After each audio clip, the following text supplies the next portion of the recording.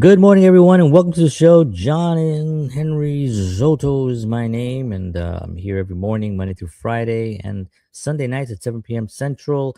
This is a live morning space for artists, filmmakers, musicians, and creators who are navigating the real world of making art. On this show, we talk about positivity, not the fluffy kind.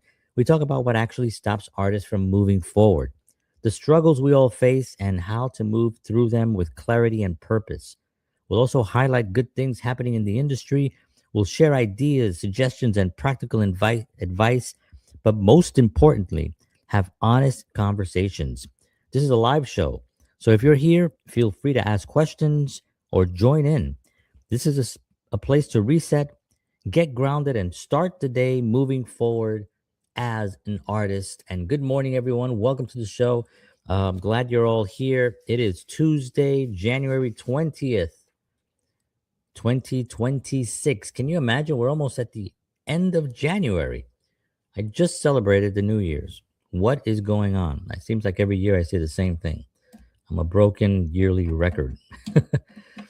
So today we're going to be diving into this incredible new fad that's happening here. I don't even know if is it a fad. I don't know if I don't think it's a fad. It's actually been going a while. I got some statistics to share with you as well. And this is what brands are doing. We're actually going to be dissecting a little bit about what brands are doing and what the future holds for filmmakers and creators and those that are interested in getting involved in uh, in filmmaking. Let's say you're a creator. Let's say you're somebody who does content a lot. This is an opportunity right now. You got to look. You got to pay attention to what's happening right now because it's changing the narrative. It's changing how we operate. It's changing how films are produced. It's changing commercials. Remember commercials?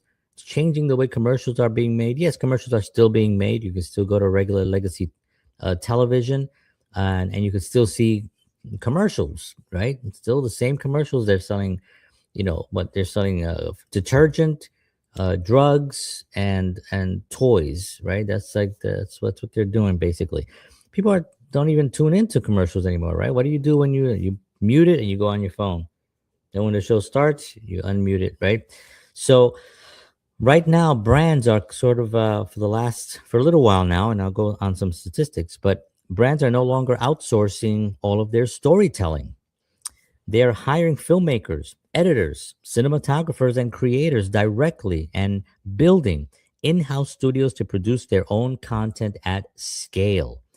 With social media platforms prioritizing short form, vertical video, companies need a constant stream of high quality, authentic visuals that feel native to feeds rather than like traditional ads. And this is the key thing, right? That a lot of the storytelling that's been out there is sort of very, it's been the same. The commercials have been the same for a very long time, and because of social media, and then people started once one people started saying, hey, this is a really great product, and then brands are like, is this social media anything? Because they didn't think it was anything, and now they're realizing, hey, you know what? They're getting millions of views on that. We should probably just hire people to do that for us. So then they would go out and they would hire a video production company, and they would do their content. They would hire a social media marketing team to come in and do all their social media stuff. And that's what's changing right now. My neck. It's very cold here in Nashville, Tennessee. Just so you know, this is why I wear this in the mornings, even though we have the house feels warm, but when it's 16 degrees, it's very difficult.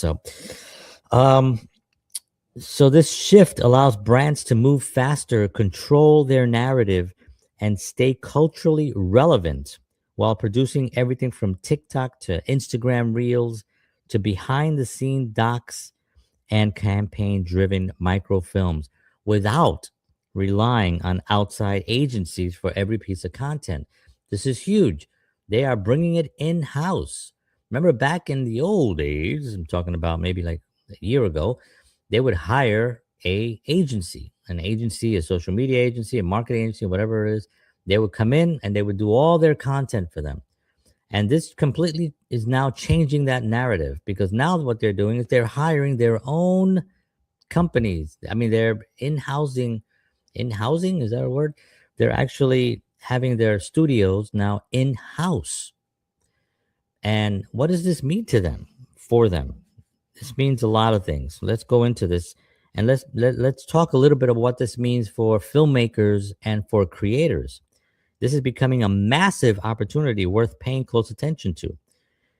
In-house brand studios offer steady work, creative influence, access to strong budgets, and the chance to experiment across formats while still telling compelling visual stories. This is the one thing that brands have always struggled with, right? Because they're not in the business of storytelling, they're in the business of creating their product and selling it. And then back in the day, it was called marketing.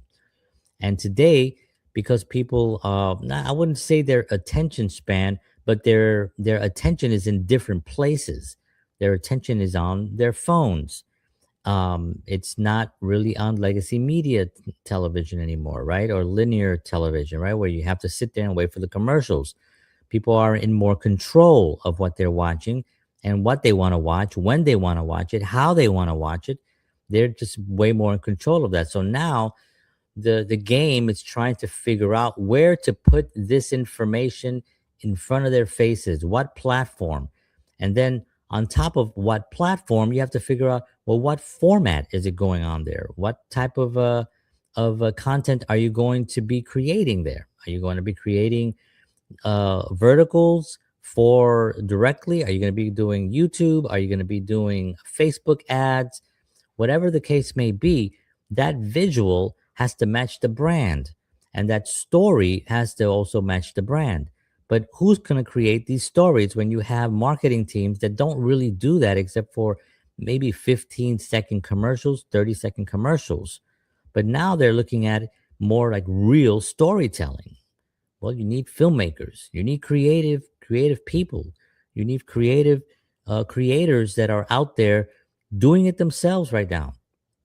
When you ask a creator, somebody who's constantly creating something, you ask them a question and you say, hey, how would I promote this thing? Give them a few minutes, let them think. But some of them will be even faster, a few seconds. They'll be like, oh yeah, I would just do this, and then I would shoot this, and then I would do this. And the agent and the brands are like, I didn't even think of that. Of course you didn't. That's not your job. That's not what you do. That's not what you're a professional at. It. You're an expert at making your brand, at running the company, at getting the trucks out, making sure that the products are on the shelves. That's what you're good at. You're not good at this type of storytelling that's fairly new, right? It's new here on this planet anyway, for the last, 15, 20 years with social media and then video content. What is it? 10 years, maybe 15 years at the most. This is kind of new. And it's only been the last 5 years that people have really realized this has to come in house. We need to figure out how we're going to do this. So what would they do? Well, the smaller companies will get their nephew or their niece, right, to come in and do some social media and do some posts for the company and pay them a couple of bucks. Then that went on to adults, and then they were trying to fool adults into like coming in and, well, this is an opportunity for you to do that social media thing that you like so much, and we'll pay you $10 an hour. Adult meaning whatever, 20-year-olds up to up to whatever age, 40, 50-year-olds, anybody that got involved early on that learned how to do this, and they tried to take advantage of that. And now it is a position. If you go to LinkedIn and you type in social media marketing, social media manager, social media specialist, whatever the title, there's all these jobs for different companies where they've hired their own in-house social media professional, right? Well, that was step one. Now what's happening? Well, now these social media providers, they're used to just doing the social media. They're not used to doing the storytelling element, the part of it that really draws people in, that wants them to come back. The vertical stories, right? Verticals are huge now. Verticals are basically films that are chopped up into 90 seconds and spread out on a platform. They've been huge in China. $1 billion in China on this, Japan as well, and other parts of the world. And now America is sort of catching on to these verticals, and they're basically movies that you watch in small little fractions, in like 90-second fractions. And this is what's happening with brands. This is what brands are doing now. They're actually bringing that style and that idea to their companies. But what do they do? How do they make a feature film, let's just say, or even a short film of 20-minute short film on their brand? Well, you need a creative person. You need a filmmaker. You need a writer. You need someone that spends their life thinking about things to bring to life. You need somebody like that. Um, so one of the things, the lines between advertising, this is what's happening in the industry. The lines between advertising, filmmaking, and content creation are blurring, and brands are actively seeking storytellers who understand pacing, emotion, and platform-specific language. So this is the storytelling. This is what I've talked about. I think last week I talked about storytelling as being the commodity that's going to be very valuable. It seems like we had all the technology, but look at what they're doing with AI. There's no story anymore. Like these little video clips that they're putting out with AI, they're good for like 10 seconds. People go, that's funny. And then they move on. You're done. You're not interesting anymore. And it's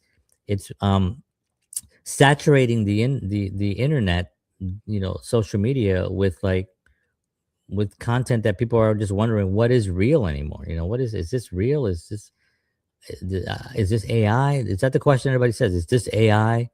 Is this AI? Right? That's the new thing, right? That's like, where's the beef? Can you hear me now? That every 10 years there's something that people constantly have to say based on something, right? And can you hear me now was one with technology, right? You've got mail, right? That was another one that got out there. I'm sure you could think of others, and that's one of them. Now it's going to be like, is this AI? Is this AI? I saw a film that at the end of the film it said this film did not use AI. I mean, that's where we are right now, right? So, what is the one thing that AI will never ever get any skill on? I mean, you may say it doesn't have, it's not real, it doesn't have a brain, right? It can't be creative. Well, it's not only can it not be creative, but it also doesn't have a point of view. To draw from what Rick Rubin said in an interview, which I agree 100%, that the reason people like artists, the reason people like anything artistic is because it has a point of view. It comes from a human being that had a point of view. That's what makes singers interesting. They may all be singing the same song, right? But they have a different point of view, right? Like I think of songs like My Way, right? Frank Sinatra had his own point of view. Paul Anka, who wrote the song, has his own point of view. He's still around singing. Um, all these guys have their own point of view, that sing that song. And artists in general just have their own point of view. This is something that AI will never be able to capture or generate. It just doesn't have that. It can fool people, but look how poorly some of the AI videos are. And I'm surprised that these companies even allow the technology to get out there at this level of poorness, because some of the videos are so badly done. They're now videos. They're now accounts that only have AI videos to make fun of. This is what they're doing now, just to make fun of how badly they capture everything. Is it going to get better? Of course, I get it. Everything does. Is it ever going to have a point of view? No, it never will. And when you're dealing with a brand, well, you have to have a different point of view because it's the same drink or it's the same, shampoo. It's the same, whatever the case may be. It's the same thing. You have to have a different point of view. And who can give you a different point of view? Well, it's a storyteller, it's a filmmaker, it's a creator. It's not an AI machine. AI doesn't have a point of view, right? This is a major, major thing for us to pay attention to. Remember, the lines are blurring now between what is advertising and filmmaking and content creating. So, because of that, as more companies start to invest in internal platform teams, creators who can think cinematically while delivering fast vertical first content are positioning themselves at the center of where the industry is clearly heading.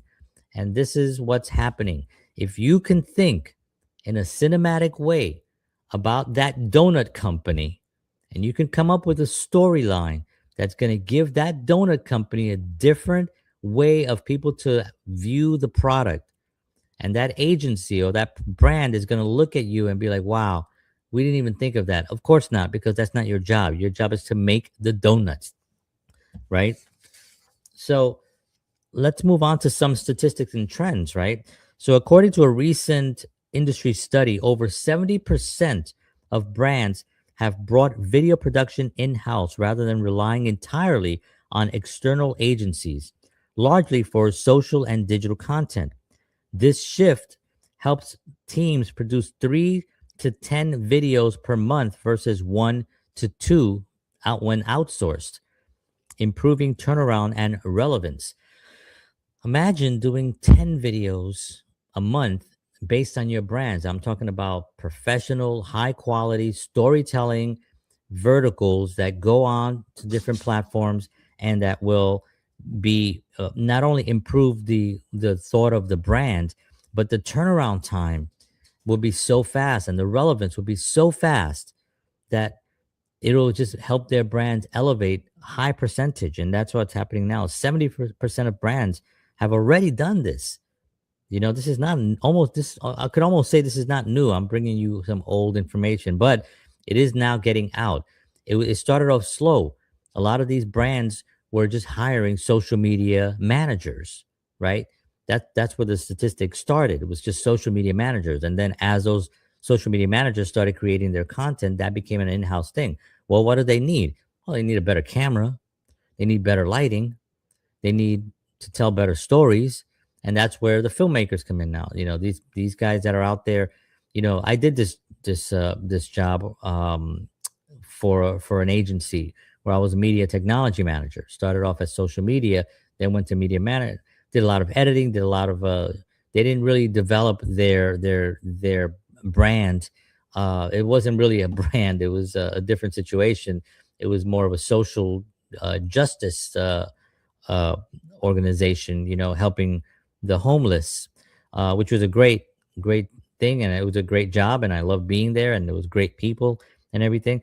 But it was a little different than, let's say, you go to Sephora, which I'm going to talk a little bit about. They do makeup and they do all, that's what they do.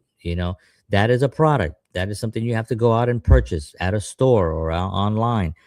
And you need to be influenced to buy these things. How are you influencing? Just by having pretty women, just putting them on, dancing.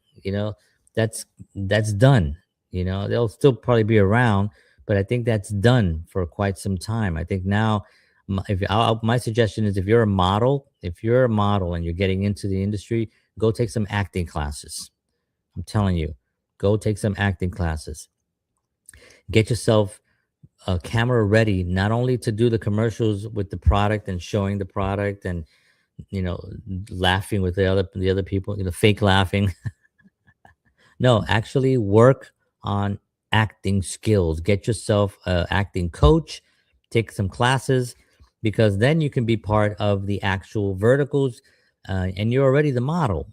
I mean, imagine if Cindy Crawford back in the day. I mean, I'm dating myself, right? Cindy Crawford was a while ago. Although I saw her not long ago, and she looks amazing. But Cindy Crawford, imagine if she took acting classes and she starts getting in front of the camera as a professional actress, and she's actually good. She'll have a completely different career, right? But it would be incredible for the brands, if she gets in brand. Now imagine a brand hiring a model to come in and be that person, that actress in that vertical story to talk about the product. And there's a whole story, there's a whole arc there that goes with the story, right? It's going to be, it'd be incredible. So, a global in house creative survey found that many companies are now structuring their internal teams to produce social assets, which is what I was just saying, including short form content and vertical videos, with most having 1 to 3 internal studios that handle such work across markets.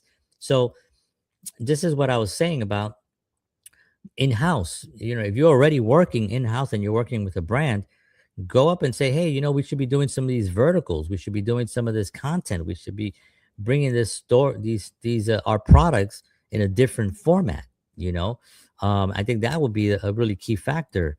Daniel says, "Good morning, John." I say, "Good morning, Daniel. Welcome in. Appreciate you being here." Um, was here yesterday. I had a little bit of trouble on the platform that he's on right now, LinkedIn, live. For some odd reason, it wouldn't click in, and I had to upload the video later, so I wasn't live there yesterday. So I am live. I am back, and things have been pretty working okay this morning. So, okay. The next one is pre-pandemic marketing data shows that 32% of brands had already brought creative and productive production work in-house, spanning everything from social markets to AV and content producing, a number that has climbed with the rise of social platforms. So this is even pre-pandemic already. 32% were already doing this. So again, as I mentioned, it's not a new thing. It's what they would do is they would bring in a social media person to run all the social channels for them. And that person, that creative person, doesn't only have to um, know where the platform is and click a button and just talk and and show the product and click. No, they have to now be different. They have to now create something interesting, because now everyone looks like I'll take real estate as an example. I did real estate in New Jersey for Costanza Realty, right? Ben Costanza's Realty, and I did that for about 4 years. And while I was there, there was not really a lot of social media. As a matter of fact, I don't think I think I created their Instagram that they have till this day. And I might have even, I did create their Facebook, because they had a Facebook that was started. They had a few Facebook that was started by different people that were there and then just never manned. So I created another one and then beefed it up. And then we started putting content on there. Um, so I started following around the broker. Everybody thought I was crazy. People didn't like the camera around. It was very uncomfortable. It was early on, or early on 10 years ago. It was early on, not really, but that's what it felt like. It was early on, and you start really realizing that this was a brand new thing. And I started really analyzing that at that point, and started saying to myself, well, let's do it with stories, and start doing little videos of the houses, instead of going in and be like, this is a 2 bedroom, 2 bedroom, 2 bath, or 3 bedroom, 2 bath. Story is on an acre of land. Here's the upstairs. Here's the kitchen. Open concept. This is what all realtors were doing. I would get in front of the camera and I would make jokes, and we would go to local businesses, and we would talk to the owner of the business if they were available. We would buy some of the product. We would do a video on the product and then talk to them about the neighborhood, and that's what we were doing at the time. Pandemic put a little end to all that, because the world changed back then. But let me see. It's breaking up. It sounds like that's exactly what we have a bad connection and your streaming is breaking up. Oh no. Well, if anybody hears that, please let me know. I'm sorry about that. It doesn't tell me that I have any issues on my end over here, so I'm not really sure. But it sounds like what you're doing, what I'm doing. Okay, cool. Yeah, yeah, definitely. So I started doing that, really heavily, and that was very successful, and it was a lot of fun too. Just trying to come up with ideas. What can we do? We had one where we were doing touring a house, and I was. You can find this somewhere also. I think it's on YouTube or Facebook, one of our Facebook pages. But we were basically standing there, and we went to the basement to look at this house, and the basement was dark. And as I'm walking around with the camera and I'm doing this, my business partner was behind me with a big scary clown mask as I'm walking. And I just kept going, and we did a live, and people on the live are like, behind you, there's a clown. silly stuff like that. And it was just a lot of fun. And then I went back there and I was like, oh, there's nobody here. There was somebody with a clown mask behind you. It was just having that kind of fun and that creativity where people can actually be engaged with what you're doing, where when next time they see you, they're going to pay more attention to you. So this is part of it, right? Now let's talk a little bit about brands here. Sephora, as I mentioned earlier, operates a multifunctional in-house studio in Los Angeles that now produces 40 to 50 pieces of content per week for TikTok, Instagram, and YouTube, ensuring speed and volume for constant feeds. This is fast. This is in-house. This is all they do now. Just pump out content. Pepsi launched its Creators League in-house production studio to develop original entertaining content, including real-style branded programming. Number 3 is Red Bull Media. They've been around for a long, doing a lot of crazy things for a while. Long-standing internal branded content studio producing award-winning lifestyle, action, and documentaries content globally, far beyond traditional advertising. They've been around for a while. They kind of like really got it early on. They knew about it early on. Starbucks Studios, a newer in-house production division created to shape films and branded entertainment that align closely with brand values. And RE Co-op Studios launched its own, focusing on outdoor lifestyle media content, blending storytelling with product relevance. So short form and vertical content examples. Many brands, even outside classic studios, are producing vertical content daily to build engagement. Duolingo's TikTok strategy creates highly shareable vertical videos that have helped it grow a massive organic following. Organic means they paid no money for it, right? Liquid Death and Louis Vuitton use vertical video formats to craft visually distinct social campaigns tailored for mobile audiences. These developments show that brands are thinking like media companies now, hiring filmmakers and building internal teams to create authentic platform narrative content at pace. For creators, this means more stable opportunities inside brands, not just agency or freelance gigs, and a growing demand for skills in cinema storytelling adapted for social and mobile formats. Wow. So that is, I'm not saying that is coming. That is here, my friends. I would get out there and try to find all these opportunities that are out there and go to brands, get your resume ready. If you're a filmmaker, if you're a creator, if you're a social media content creator, get a resume ready and start knocking on doors and say, hey, this is what I do. This is what I do. This is what I do. And you have to go there. They get bombarded by so many resumes that you do have to start.